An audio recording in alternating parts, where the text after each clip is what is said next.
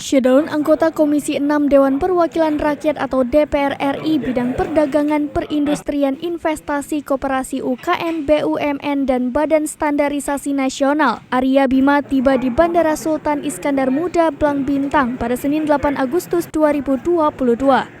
Kedatangan anggota Komisi 6 DPR RI dari fraksi Partai Demokrasi Indonesia Perjuangan atau PDIP itu disambut langsung oleh CEO Transkontinen, Ismail Rashid, yang juga didampingi anggota DPRA Dahlan Jamaluddin dan sejumlah tokoh publik lainnya.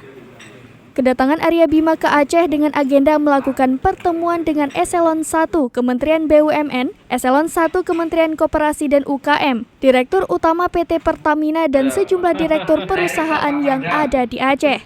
Pertemuan dalam rangka pengembangan sistem kelistrikan regasifikasi, pengelolaan gas dan sumber migas baru tersebut dilakukan di Hermes Palace Hotel Banda Aceh. Sementara untuk besok pada Selasa 9 Agustus 2022, anggota DPR RI Arya Bima juga akan melakukan pertemuan dengan petinggi BUMN di Hermes Palace Hotel dengan agenda pemenuhan komoditas nasional, infrastruktur, dan peningkatan konektivitas jalan tol.